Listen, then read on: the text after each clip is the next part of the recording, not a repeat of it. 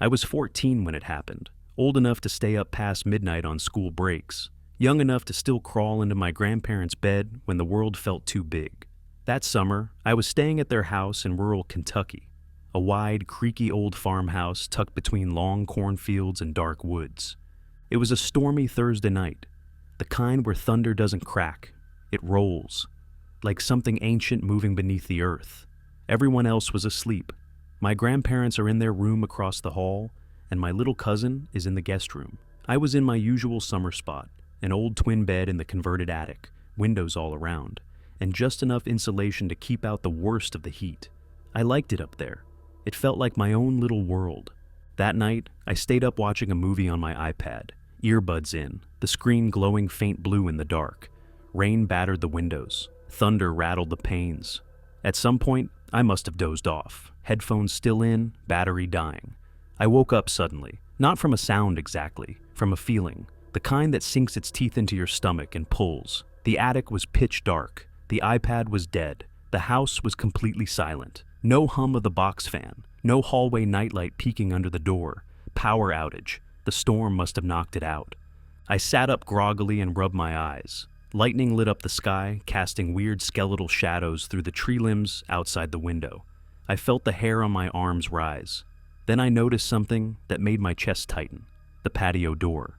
From my little attic window, I could just barely see it. The sliding glass door that opened from the downstairs den to the backyard. It was open, not wide, just a crack, but definitely open. It had been closed and locked when we went to bed. I was sure of it. I stared at it for a while, heart pounding harder with every second. I told myself maybe Grandma forgot. Maybe it didn't latch right. But even then, something told me. This wasn't right. Still, I wasn't about to go downstairs in the dark and check it myself. Instead, I lay back down and pulled the blanket up tight. I told myself it was fine, that nothing was wrong, that the creaking floorboards I was now hearing were just the house settling. I almost believed it, until something shifted beneath the bed. It wasn't much, just the faintest shift, like a soft bump, a slight lift, a pressure, right under my spine. Every inch of my body froze. For a moment, I wondered if maybe I imagined it. Maybe the storm had me so on edge that I was just making things up. Then I felt it again. This time, it wasn't subtle. Something moved, under the mattress. I scrambled up, flung off the blanket, and leaned over the side, heart about to punch out of my chest. That's when I saw her, a face grinning up at me from the dark gap beneath the bed. Her skin was pale and sunken, like dried paper. Her hair was stringy, matted to the floorboards, and her eyes, bloodshot, wide, and awake, locked directly with mine. She didn't blink, just smiled with a row of yellow, uneven teeth. Then she giggled, a low, rasping laugh that clawed its way out of her throat like she hadn't used her voice in years. I screamed. I don't remember climbing off the bed. I don't remember running down the attic stairs. I just remember reaching the second floor and sprinting down the hall to my grandparents' room, crashing through the door, yelling louder than I ever had in my life. Someone's under the bed. Someone's in the house. My grandfather, a wiry man in his 70s, was up in an instant. He didn't hesitate. He opened his nightstand, pulled out the .22 revolver he kept wrapped in an old dish towel, and told me to stay behind him. We crept up the attic stairs together. My legs were shaking so hard I almost tripped. When we reached the door to my room, Grandpa didn't go in right away. He crouched low, gun raised, then burst in. "Come out now!" he shouted. Nothing. He stepped further in, checked the closet, the far corners. Then he crouched and aimed the gun beneath the bed. And that's when I heard him mutter, under his breath, "Oh, Jesus!" She was still there, still smiling. But this time, she moved, slithered almost, out from beneath the bed and toward the window, faster than I'd thought possible for someone so small, so twisted. Grandpa fired a shot, missed. She ducked out the open window, disappeared onto the lower roof, and leapt into the night. By the time we got to the backyard, she was gone, just vanished into the storm.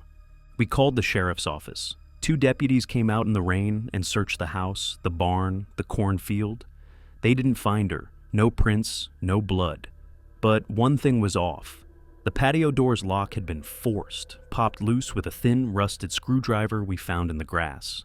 The deputies guessed she'd broken in during the worst of the storm, maybe assuming the house would be empty. They said she was probably just looking to steal, that she must have panicked when she heard someone upstairs and hid under the bed. But I know that's not the truth. She wasn't panicked.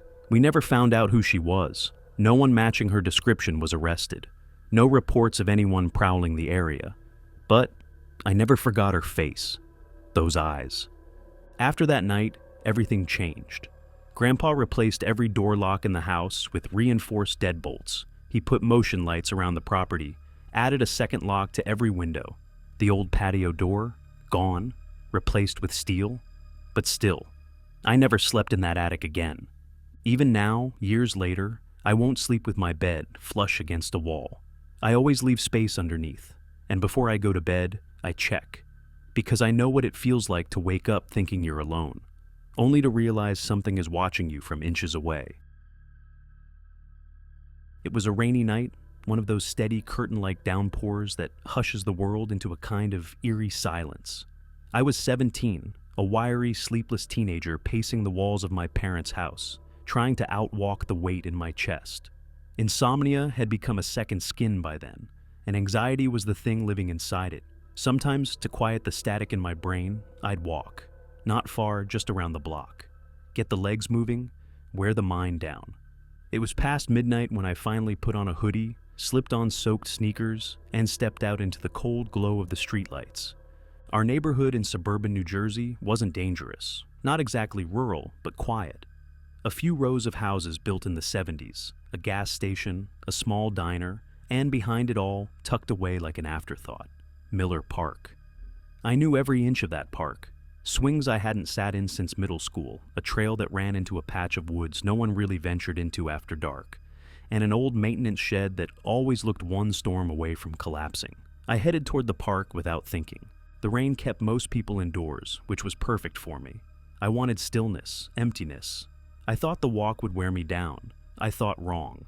I took the sidewalk past the diner, crossed the quiet road, and entered the mouth of the park. That's when I saw it. There, right in the middle of the intersection where the path met the road. A figure, lying in the street, completely motionless. Face up or face down, I couldn't tell. My stomach sank. I stopped walking, blinked, rubbed my eyes. Rain slithered down my cheeks like tears. The figure didn't move. For maybe 30 seconds I just stood there, pulse thudding in my ears. I told myself it was someone drunk or hurt, maybe hit by a car and left. It was just too still to ignore, and ignoring it would be inhuman, right?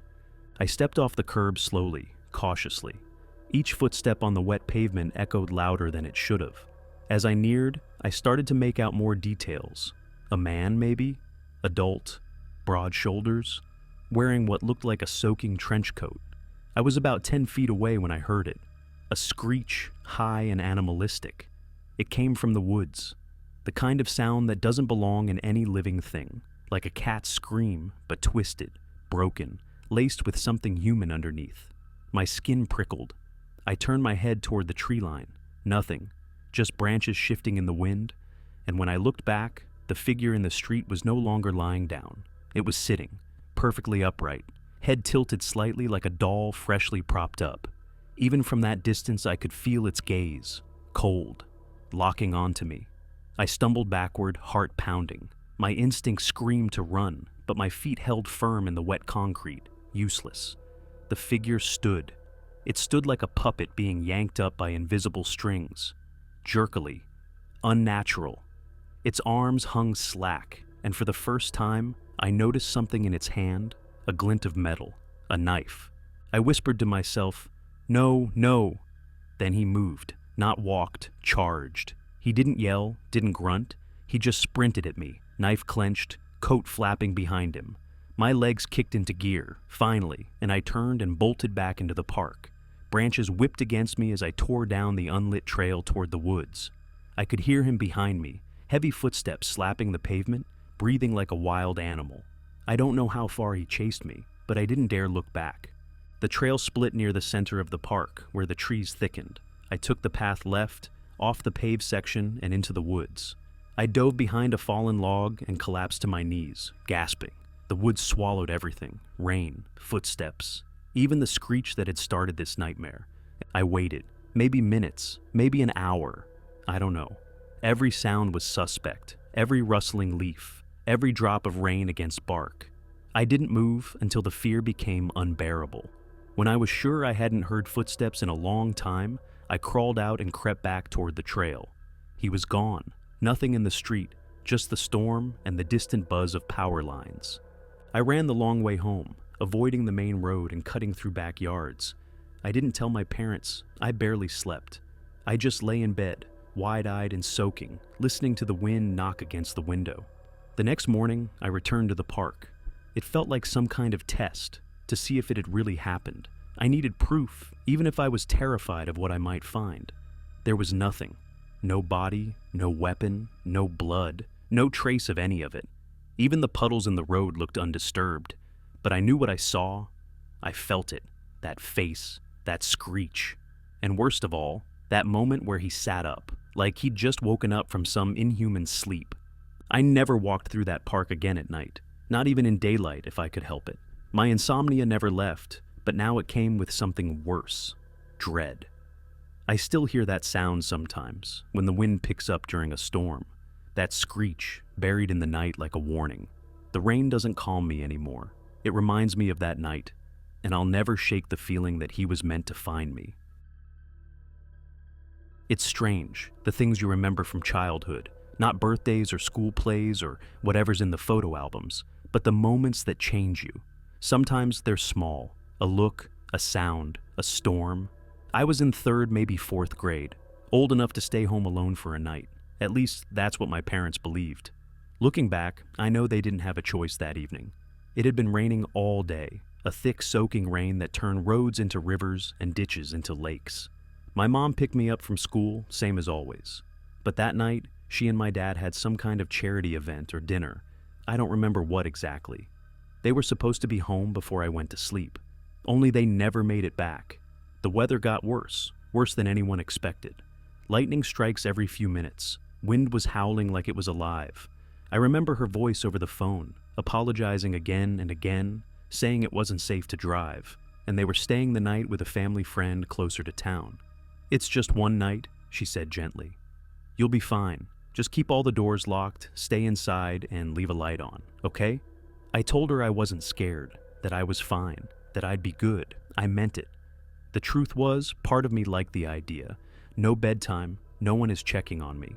I microwaved a bowl of macaroni, turned on cartoons, and curled up on the living room couch with every light in the house blazing like a carnival. It felt like a little vacation, at least for a while. I never meant to fall asleep, but I must have dozed off sometime after the 3rd episode of whatever I was watching. It was the storm that woke me. The thunder rattled the windows like fists on glass. I sat up groggy and disoriented, the TV screen now blue with a no signal logo drifting lazily across it. Everything felt wrong. The air in the house was cold, much colder than it should have been. I pulled the blanket tighter around me and tried to shake the sense that something wasn't right. I remembered my mom's voice: "Make sure all the doors and windows are locked." So I did. I walked through the house, checking everything. Front door, locked. Back door, locked. Windows, shut and latched. Everything looked exactly how it should be, and still. It felt like the cold was coming from inside. I figured maybe the heat went out or something. That made sense. Enough sense for a sleepy kid in pajamas. But I didn't want to stay downstairs anymore. I turned off most of the lights, though I left one on in the kitchen, just like Mom said, and I headed up to my room. My bedroom window faced the backyard, where the wind pushed rain against the glass in gusts so hard I worried the window might crack. Every once in a while, a bolt of lightning lit up the room in stark, colorless flashes. I crawled into bed, pulled the blanket over my head, told myself I was safe, that I was brave. Then the noises started. At first it was just creaking, the kind old houses make all the time. Wood expanding, settling, shifting. But this was different. It was rhythmic, like footsteps. Deliberate creaks that seemed to move, one after another, across the hallway floor. I sat up. My heart was beating so loudly I thought maybe it would drown out everything else. I looked around the room. Nothing. Except the closet. I know I closed it earlier. I always did. I was a weirdly neat kid. Couldn't fall asleep with the doors ajar. I remembered shutting it tight before going downstairs. But now, it was open. Not all the way, just a sliver. enough to see the dark nothing between the frame and the wood, enough to feel like something might be looking out. I didn't move, I just sat there staring at the gap in the door, waiting for it to widen, waiting for a hand to reach through. But nothing happened. After what felt like hours, though I'm sure it was only seconds, I slid out of bed and crept quietly out of the room, moving as carefully as I could so the floorboards wouldn't betray me. I didn't know where I was going. I just knew I didn't want to be upstairs anymore. I ended up under the dining room table. It was the one place in the house where I used to pretend I was invisible. I pulled a blanket off the couch and crawled underneath, knees to chest, trying to disappear. And a few minutes later, I heard it. The front door unlocked, then the click of it shutting again, followed by nothing, no footsteps, just the storm outside and the strange, suffocating silence inside. I wanted to believe I imagined it, that the wind had jiggled the knob, that I'd fallen asleep again and was dreaming.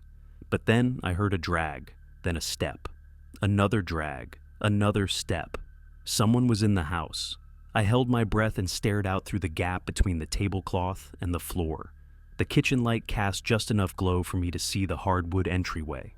And then I saw him. I don't know who it was, what it was, but it was real. 2 legs entered my view first, bare, soaked. They were pale yellow, bruised and scraped, covered in streaks of dried blood and mud. Not like someone who'd fallen, like someone who'd crawled through something awful. Thorns, gravel, maybe worse. The skin on his legs sagged in strange places, as if it didn't quite fit. He stumbled slightly, like a drunk or someone whose bones didn't remember how to move properly. And then he dropped something, a wrench. It clattered loudly on the floor, right beside the dining table leg. I remember the sound vividly because it felt like a gunshot.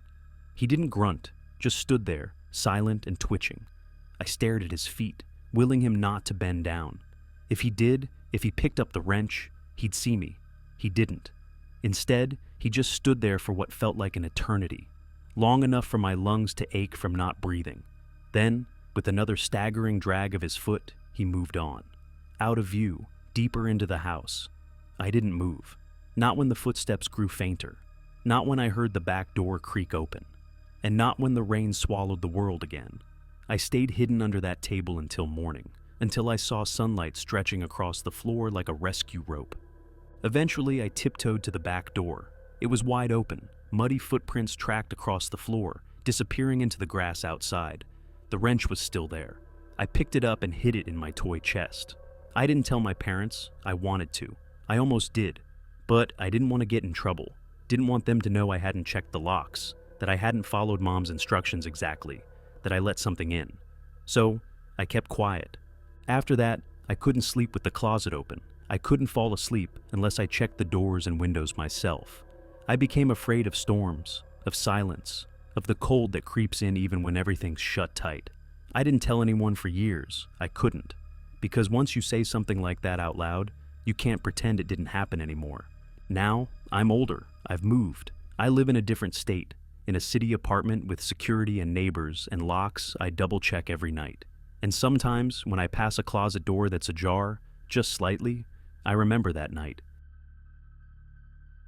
After Emily left, I didn't want to be around anyone. We'd been together 4 years, lived together for 3. It wasn't one of those blow-up, knock-down breakups either. It was sad, like bleeding out from a wound you didn't know you had. I'm 27, and for the first time since college, I found myself completely alone. So I did what some men do when the world turns sideways. I ran for the woods. I loaded up my old Tacoma, packed my gear, and drove west into Montana. I didn't want to be reachable. I turned off my phone, left it in the glove box. My plan was 3 days of riverside solitude in the Bitterroot Range. No reception, no roads within miles. Just me, a tent, a fire, and enough quiet to finally hear myself think. Or, so I thought. The spot I chose was off the books, a place an old hiking buddy had mentioned once over beers.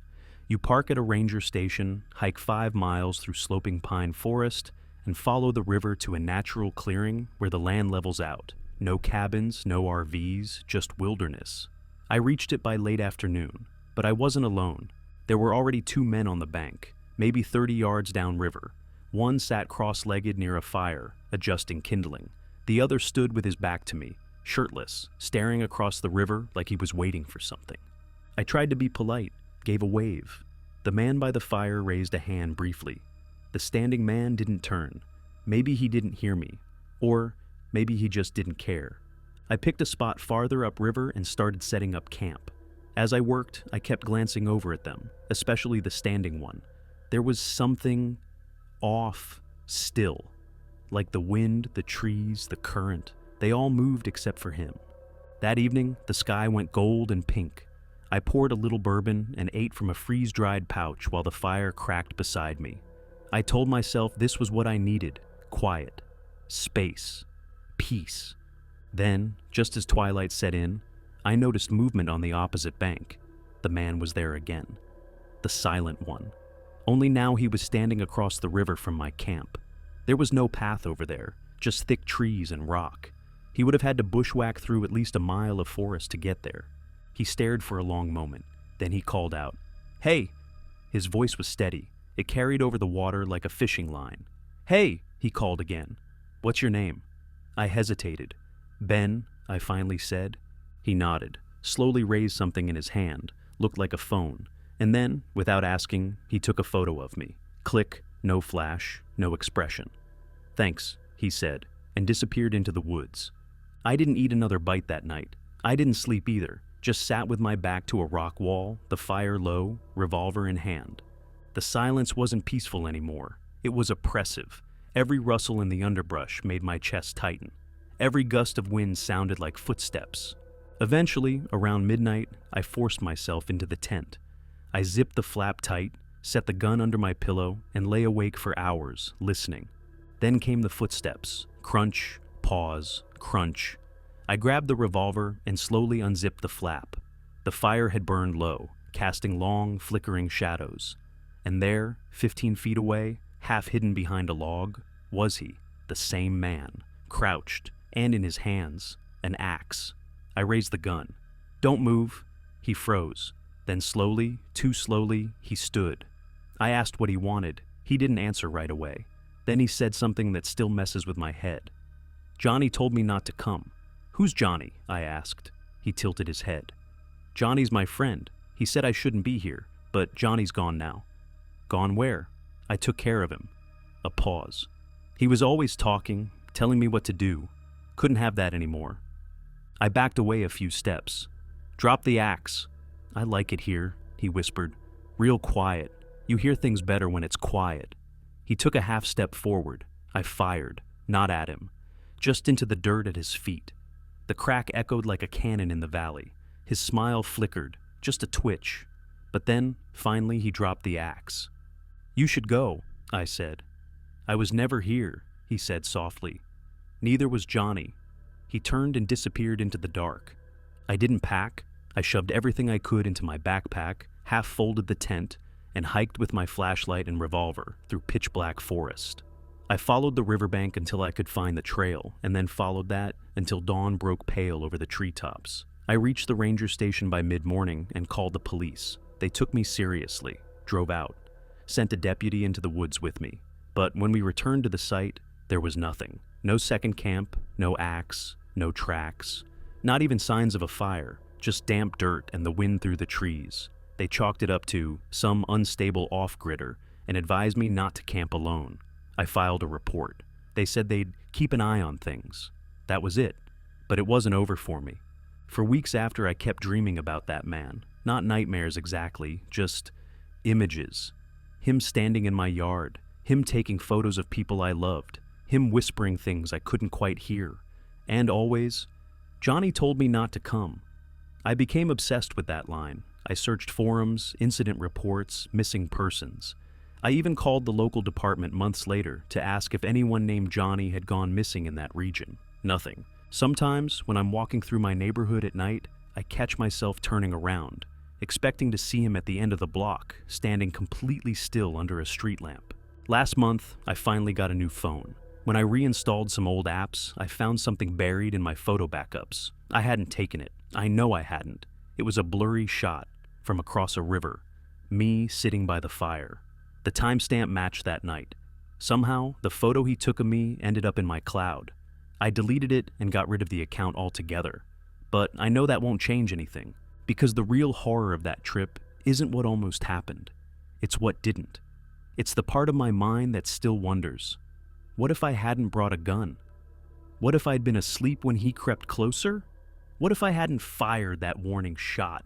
And worst of all, what if Johnny wasn't imaginary? What if he were real? And what if I set up camp in the exact same place Johnny once did?